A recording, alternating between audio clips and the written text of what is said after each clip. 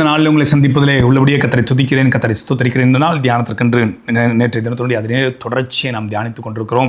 பலமுள்ள வாலிபர்கள், தேவ வசனம் நிறைந்த வாலிபர்கள். அடுத்து அதனுடைய தொடர்ச்சியை நான் வாசிக்கிறேன். 1 யோவானின் புத்தகம் 2ஆம் அதிகாரம் 14ஆம் வசனத்தை நான் வாசிக்கிறேன். வாலிபரே, நீங்கள் பலவான்களாக இருக்கிறதினாலும் தேவ வசனம் உங்களில் நிலைத்திருக்கிறதினாலும் நீங்கள் பொல்லாங்கனை ஜெயித்ததினாலும் உங்களுக்கு எழுதுகிறேன். நீங்கள் பொல்லாங்கனை ஜெயித்ததினாலும் உங்களுக்கு எழுதுகிறேன். வாலிபரே, பலமான்களாக இருக்கிறீங்க, உங்களுக்கு நான் எழுதுகிறேன். தேவ வசனம் உங்களுக்கு நிலைத்திருக்கிறது, உங்களுக்கு நான் ஒன்று சொல்கிறேன். பொல்லாங்கனை நீங்கள் ஜெயிச்சிங்க, உங்களுக்கு நான் ஒன்று சொல்லுகிறேன்னு சொல்லி கீழே சில பட்டியலை போடுகிறார். பொல்லாங்கனா என்ன? மார்க் 7ஆம் அதிகாரம் 21ஆம் வசனத்தில் பொல்லாங்கான இவைகள் என்று சொல்லி அங்கே ஒரு சில பட்டியலை அங்கு சொல்லுகிறதை வாசிக்க முடிகிறது. மார்க் 7ஆம் அதிகாரம் 21ஆம் வசனத்திலிருந்து நான் 23ஆம் வசனத்தை வாசித்து விட்டு நான் 21ஆம் வசனத்தை வாசிக்கிறேன். பொல்லாங்கானவைகளாகிய இவைகள் எல்லாம் உள்ளத்திலிருந்து புறப்பட்டு மனுஷனை தீட்டுப்படுத்தும் என்றார். இப்போ இது உள்ளத்திலிருந்து புறப்பட்டு மனுஷனை தீட்டுப்படுத்தும்.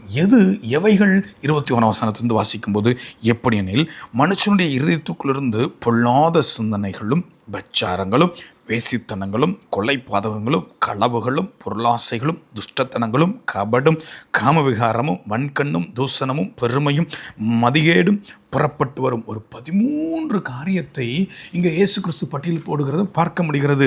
இன்றைக்கு அநேக வாலிபர்கள்ட்ட இது ஏதோ ஒரு சுபாவம். அது ரட்சிக்கப்பட்ட வாலிபர்களாக இருக்கலாம், ஆண்டவரை தெரிந்த வாலிபர்களாக இருக்கலாம், ஆண்டவரை நன்கு அறிந்த வாலிபர்களாக இருக்கலாம். இந்த 13 சுபாவங்களில் ஏதோ ஒரு சுபாவத்தில் பாதிக்கப்பட்டவர்களாக இன்றும் இருந்திருக்கலாம், இல்லை ஏற்கனவே இருந்து வந்திருக்கலாம், ரட்சிக்கப்பட்டு வந்திருக்கலாம். நீங்கள் ரட்சிக்கப்பட்ட பிள்ளைகளாக ஆனதுக்கு அப்புறமும் இன்னும் கபடு, இன்னும் காம விகாரம், இன்னும் வன்மம், இன்னும் தூஷண வார்த்தைகள், தூஷணமான எண்ணங்கள், தூஷணமான சிந்தனைகள், பெருமையான காரியங்கள். இன்னைக்கு இருக்கிற வாலிபர்களை கொஞ்சம் சென்சிட்டிவாக திட்டி பாருங்களேன். நான் யார் தெரியுமா?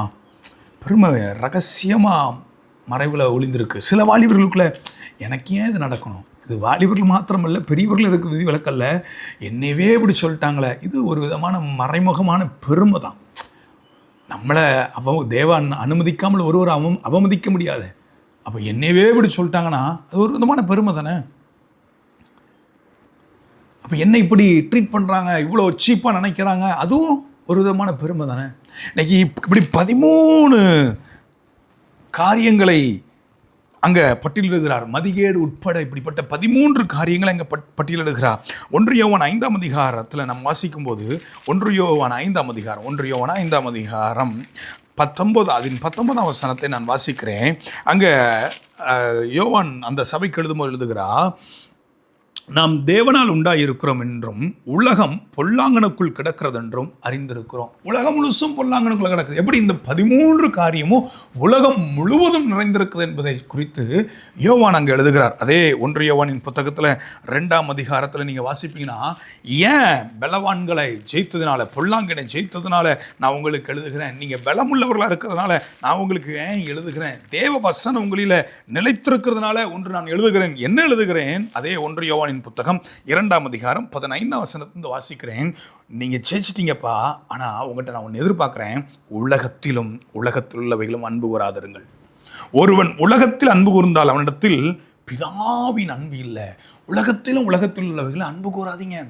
தேவ பிள்ளைகளே, வாலிபர்களாக இருக்கலாம், ரட்சிக்கப்பட்டவர்களாக இருக்கலாம், இல்லை ஒரு வயதானவர்களாக கூட இருக்கலாம், யாராக வேணா இருக்கலாம். சிலரை கேட்ட சொல்லுவாங்க, அவங்களுக்கு வயது லிட்டரலாக 60-70 வயது இருக்கும். ரட்சிக்கப்பட்டு 10 வருஷம் 20 வருஷம் தான் இருக்கும். நான் வாலிபன், நான் இப்போ தான் ரட்சிக்கப்பட்டிருக்கேன், 20 வருஷம் தான் இருக்குன்பாங்க. உங்களுக்கு யாராக வேணா இருக்கலாம். ஒன்று நான் சொல்லுகிறேன், தேவ வசனம் உங்களில் நிலைத்திருக்கிறது, பொல்லாங்கனை ஜெயித்தார்கள், பலமுள்ளவர்கள். அவர்கிட்ட சொல்கிறாரு, உலகத்தில் உள்ளவைகளிலும் அன்பு கூறாதீங்க. ஒரு உலகத்தில் அன்பு கூர்ந்தா அவனிடத்தில் பிதாவின் அன்பு இல்லை.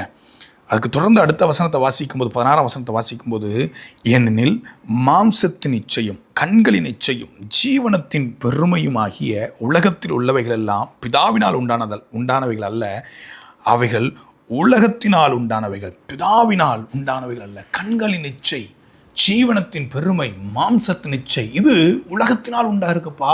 இப்படிப்பட்ட உலகத்தை நீங்கள் நேசிக்காதீங்க. இன்னைக்கு பொதுவாகவே கண்ணி இச்சிக்கிறது வேணும். ஒரு பொருள் வாங்கினாலும் அந்த கண்ணுக்கு என்ன பிடிக்குதோ அதுதான் வேணும். தேவனுக்கு எது பிடிக்கும், இல்லை நம்ம குடும்ப பொருளாதார நிலை அப்படி வாலிபர்களால் யோசிக்க முடியல. இன்னைக்கு அநேக வாலிபர்கள் மாத்திரம் இல்லை, பெரியவர்கள் இதுக்கு அடங்குவார்கள். ஆசையில மயங்கி கடன்பட்டு அந்த கடனுக்கு பின்பாக ஓடி அலைந்து வியாதியோடு வருகிறவர்கள் எத்தனையோ பேர் உண்டு. நான் தயவாக சொல்கிறேன், உலகத்தில் உள்ளவைகளும் அன்பு கூறாதிருப்பீர்களாக. கண்களின் இச்சை, ஜீவனத்தின் பெருமை, மாம்சத்தின் நிச்சயம், இவங்களுக்கு நீங்க விலகி ஓட வேண்டும் என்று சொல்லுகிறார். 17ஆம் வசனத்தை வாசிக்கும் போது, உலகம் அதன் இச்சையும் ஒளிந்துவோம், தேவனுடைய சித்தத்தின்படி செய்கிறனோ என்றென்றைக்கு நிலைத்திருப்பான். இதெல்லாம் யாருக்கு எழுதுகிறார்? பொல்லாங்கனை ஜெயித்த வாலிபருக்கு எழுதுகிறார். தேவவசம் நிலைந்திருக்கிற வாலிபருக்கு எழுதுகிறார். பலமுள்ள வாலிபருக்கு எழுதுகிறார். உலகத்தில் அன்பு கூர்ந்துடாதப்பா, உலக காரியங்கள்ல நீ ரொம்ப சிநேகத்தை வச்சிடாத. ஏன்னா யோவான் 17ஆம் அதிகாரத்தை நம்ம வாசிக்கிறோம், நான் உலகத்தான் அல்லாது போல இவர்களும் உலகத்தான் அல்ல. உலகத்திற்கு ஒத்த வேஷம் தரித்து வாழுகிற வாழ்க்கையை தேவன் ஒரு நாள் விரும்புகிறதில்லை. இந்த வாலிப வயதில் ஆழமான ஒரு தீர்மானம் எடுப்போம். பகட்டு வாழ்க்கை வேண்டாம், பெருமை நிறைந்த வாழ்க்கை வேண்டாம், தேவனை மகிமைப்படுத்தக்கூடிய வாழ்க்கை நமக்குள்ளே உண்டாக இருக்கட்டும். பிரசங்கி 11ஆம் அதிகாரத்தில் இப்படியாக சொல்லுகிறார். பிரசங்கி 11ஆம் அதிகாரம் எல்லாருக்கும் பரிச்சயமான வசனம். எல்லாரும் தங்களுடைய பிள்ளைகள், வாலிப பிள்ளைகளை வைத்திருக்கும் போது இந்த வசனத்தை சொல்லுவாங்க. இதை நான் பெரியவர்களுக்கும் சொல்லுகிறேன். பிரசங்கி 11ஆம் அதிகாரம் 9ஆம் வசனம், வாலிபனே உன் இளமையிலே சந்தோஷப்படு, உன் வாலிப நாட்களிலே உன் இருதயம் உன்னை பொறிப்பாக்கட்டும், உன் நெஞ்சின் வழிகளிலும் உன் கண்களின் காட்சிகளிலும் நட. ஆனாலும் இவை எல்லாவற்றின் நிமித்தமும் தேவன் உன்னை நியாயத்திலே கொண்டு வந்து நிறுத்துவார் என்று அறி. இல்லை, நீ மனதில் தோன்றதெல்லாம் செய்யணும்னு நினைக்கிற, மனசு பட்டதெல்லாம் ஆசைப்படுது, மனசுல கண்ணில் எங்கெல்லாம் எதெல்லாம் தேடுறோமோ அது விரும்புகிற, தேடுற, இச்சிக்கிற, இதை அடைய வேண்டும் என்று சொல்லி நீ ஆசைப்படுகிற. ஆனால் நீ நட, ஆனால் தேவன் நியாயத்தில் நிறுத்துவார் என்பதை நீ அறிஞ்சிக்க. தேவன் இவை எல்லாவற்றையும் நியாயத்தில் கொண்டு வந்து நிறுத்துவார் என்பதை நீ அறி என்று சொல்லி பிரசங்கி இங்கே எழுதுகிறார். இந்த வாலிப பிரயத்தில் நீங்கள் சிருஷ்டிகரை நினைக்கலாம், ஆனால் அதே நேரத்தில் உலகத்தையும் சிநேகித்து எப்படி சிருஷ்டிகரை நினைக்க முடியும்? உலகத்தையும் அன்பு கூர்ந்து, உலகத்தின் நாட்டம் நமக்குள்ள அதிகமாக இருந்து எப்படி தேவனை பிரியப்படுத்துகிற வாழ்க்கை வாழ முடியும்? வாலிபர்களே, இன்றைக்கு நாம் மனம் திரும்புவோம். வேத வசனம் நம்மளை நிலைத்திருக்கலாம், நிறைந்திருக்கலாம், பலவான்களா இருக்கலாம், பொல்லாங்கான பிசாசை ஜெயித்திருக்கலாம். ஆனால் உலகத்தில் அன்பு கூறுகிறோமா? உலகத்தின் காரியங்களுக்கு முக்கியத்துவம் கொடுக்கிறோமா? கண்களின் இச்சையை ஜெயிக்கிறோமா? ஜீவனத்தின் பெருமையை ஜெயிக்கிறோமா? மாம்சத்தின் இச்சையை நாம் ஜெயிக்கிறோமா? மாம்சம் என்ன விரும்புது? இன்னைக்கு இது சாப்பிடணும்னு நினைச்சா, இன்னைக்கு இதை செய்யணும்னு நினைச்சா அப்படியே செய்யணும். வேதம் சொல்லுகிறது, கொடூரன் தன் உடலை அளக்களிக்கிறான். மாம்சம் பெருந்தீனிக்காரன் என்று சொல்லி வேதத்தில் வாசிக்கிறோம். இன்னும் லூக்கால வாசிக்கும் போது கடைசி நாட்களில் பெருந்துண்டையினால் நிறைந்திருக்கிற கூட்டம் என்று சொல்லி வேதத்தில் வாசிக்கிறோம். நம்ம அப்படி இருக்கக்கூடாது. தனக்கு, எனக்கு, என்னுடைய வயிறு, என்னுடைய மாம்சம், என்னுடைய கண்ணை திருப்திப்படுத்துறதுக்கு, என் ஜீவனை திருப்திப்படுத்துறதுக்கு, இது பெரியவர்களாக இருக்கலாம், வாலிபராக இருக்கலாம், நான் எல்லாருக்கும் ஒன்று நான் சொல்லுகிறேன், தேவன் நியாயத்தில் நிறுத்துவார் என்று அறிந்து தேவ பயத்தோடு கூட நாம் செயல்படுவோம். அந்த பயத்தை நம்ம எங்கேயோ தொலைத்து விட்டோம். இன்றைக்கு நாம் நம்ம அர்ப்பணிப்போமா? ஆண்டவரே, உமக்கு நாங்கள் பயப்படுகிறோம். ஆண்டவரே, உம்முடைய சத்தத்துக்கு நாங்கள் செவி கொடுக்குறோம். ஆண்டவரே, இந்த வாலிப நாளை உமக்கு பிரியமாக மாற்றிருங்க ஆண்டவரே என்று சொல்லி 3 தலைப்பில் நம்ம தியானித்தோம். பலமுள்ள வாலிபர்கள், தேவ வசனத்திலே நிலைநிற்கக்கூடிய வாலிபர்கள், பொல்லாங்கனை ஜெயித்த வாலிபர்கள், உலகத்தை ஜெயித்த வாலிபர்கள், உலகத்தை ஜெயிக்க வேண்டும். வேதத்தில் நிறைய வாலிபர்களினால இருக்கலாம். உதாரணமாக நிறைய பரிசுத்தவான்களையும் பரிசுத்தவாட்டிகளையும் காட்டி கொடுக்கலாம். ஆனால் உங்களுடைய தியானத்திற்கு நான் அதை விடுகிறேன். யோசித்து பாருங்கள். இந்த 3 காரியங்களை நீங்கள் இயேசு வச்சு யோசித்து பாருங்களேன். இந்த 3 தலைப்பையும் இயேசு வைத்து யோசித்து பாருங்கள். வாலிப வயது தான், அவரும் பூமியிலே வாழ்ந்தார். தன்னுடைய 30வது வயதிலே ஆவியானவராலே சோதிக்கப்படும்படிக்கு வனாந்தரத்தில் கொண்டு போகப்பட்ட போது பிசாசு வந்து சோதிக்கிறான். கண்களின் இச்சை கொடுக்குறான், பெருமையை கொடுக்குறான், ஜீவனத்தின் பெருமையை கொடுக்குறான், மாம்சத்தின் இச்சையை கொடுக்குறான். ஆனால் எல்லாத்தையும் ஆண்டவர் உதறி விடுகிறார், அவனை கடிந்து கொள்ளுகிறார். அவருடைய ஊழியம் மகிமையாக இருந்தது.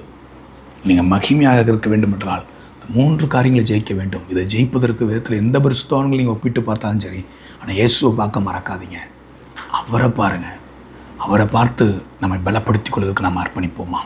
கண்களை மூடி தகப்பனையும் நன்றியோடு கூட துதிக்கிறோம். நாங்கள் ஸ்தோத்திரிக்கிறோம். வாலிபரே, பலவான்களாக இருக்கிறதுனாலும், தேவ வசனம் உங்களை நிலைத்திருக்கிறதுனாலும், பொல்லாங்கனை நீங்கள் ஜெயித்ததுனால உங்களுக்கு எழுதுகிறேன். உலகத்தில் உள்ளவைகள் அன்பு கூறாதருங்கன்னு சொல்லியிருக்கிறேன் ஆண்டவரே. ஒரு உலகத்தில் அன்பு கூர்ந்தால் அவனத்தில் பிதாவின் அன்பு இல்லை என்று சொல்லி நீங்கள் சொல்லியிருக்கீங்க ஆண்டவரே. உலகத்தை வெறுக்க தேவனை சிநேகிக்க, பரலோக ராஜ்யத்தை நேசிக்க கர்த்தர் எங்களுக்கு உதவி செய்யுங்க ராஜா. இன்னும் இன்னும் இன்னும் என் ஆத்துமா மண்ணோடு ஒட்டி கொண்டிருக்குன்னு சொல்லி பரிசுத்தவான் சொல்லுகிறாரே, அப்படியல்ல ஆண்டவரே, எங்களை உயிர்ப்பையும் உங்கள் மகிழ்ந்திருக்கும்படி எங்களை உயிர்ப்பிக்க மாட்டீரோ? உமது வசனத்தின்படியே இந்த சத்தத்தை கேட்கிற இந்த நேரத்தில் எங்களை உயிர்ப்பித்து விடும் ஆண்டவரே. உணர்வுள்ளவர்களாக்கும். தேவன் விரும்புகிறபடி எங்களை நடத்தும். இயேசுவின் மூலம் பிதாவே, ஆமென்.